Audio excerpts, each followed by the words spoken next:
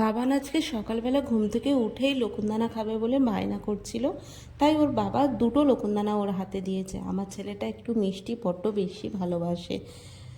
আজকের রান্না আমি ডিম কষা করবো ভেবেছিলাম, কিন্তু জলটা বেশি পড়ে গিয়েছে, সেটা ডিমের ঝোল হয়ে গিয়েছে।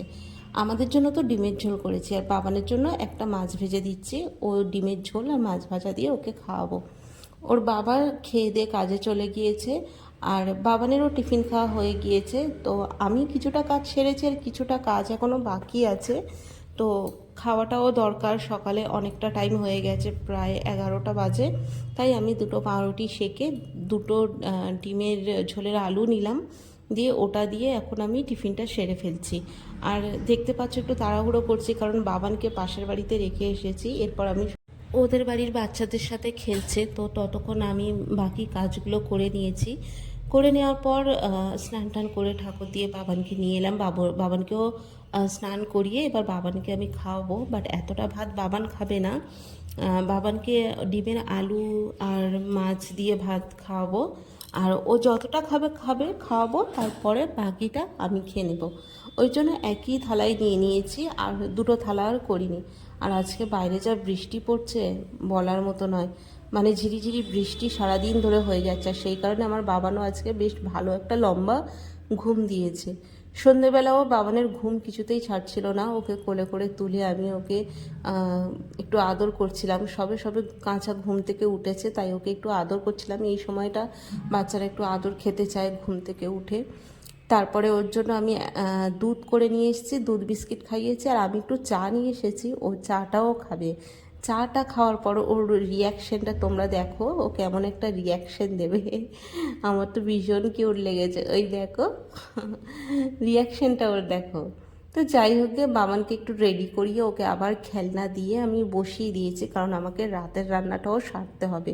যতক্ষণ ও এদিকে একটু খেলাতে ব্যস্ত আছে, আমি এদিকে ময়দা মেখে নিয়েছি, আর এদিকে দেখো আলুটা সিদ্ধ করে একটু মাখবো। আজকে একটু আলুর পরোটা করব, কারণ কি দুপুরের একটু ডিমের ঝোল আছে, তো সেটা দিয়েই আর আলুর পরোটা করলে তরকারিটা, যেহেতু ডিমের তরকারিটা কম আছে, তো সেই কারণে আলুর পরোটা করছি, তাহলে আমাকে আর আলাদা করে তরকারি করতে লাগবে না। আলুটা মেখে নিয়েছি, আর আরেকবার বাবানকে একটু উঁকি মারবো কী করছে এখানে দেখার জন্য। তো সমস্ত সব কিছু ছড়িয়েছে, আমাকে আবার রান্না করার পর এগুলো গুছাতে হবে।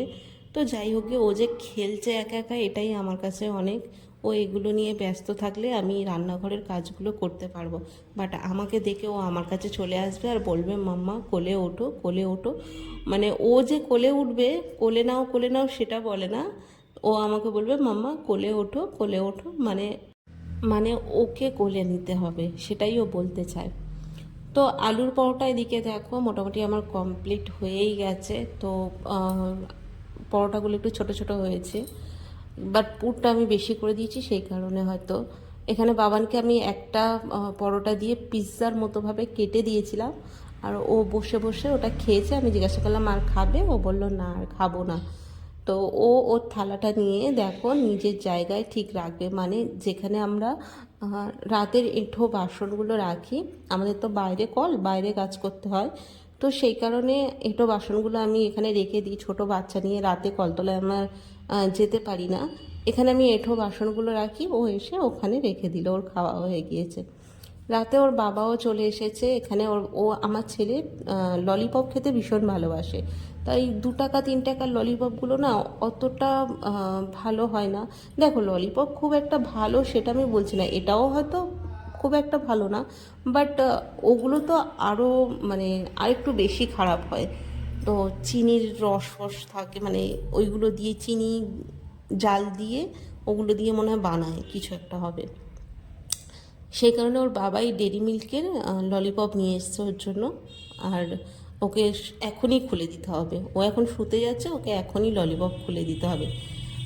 আমার ছেলে এত ললিপপ খেতে ভালোবাসে, দোকানে গেলেই ওকে ললিপপ কিনে দিতে হবে। তো দোকানের যে ললিপপগুলো পাওয়া যায় না, ওগুলো মনে হয় চিনির রস ফুটিয়ে সেগুলো দিয়ে তৈরি হয় আর প্লাস্টিকের কাঠির মধ্যে থাকে। কিন্তু এই ললিপপগুলো দেখলাম কাগজের কাঠি, মানে কাগজ দিয়ে কাঠি তৈরি করে এই ললিপপগুলো রাখা আছে। প্লাস্টিকের থেকে কাগজের জিনিসটা একটু বেটার হয়।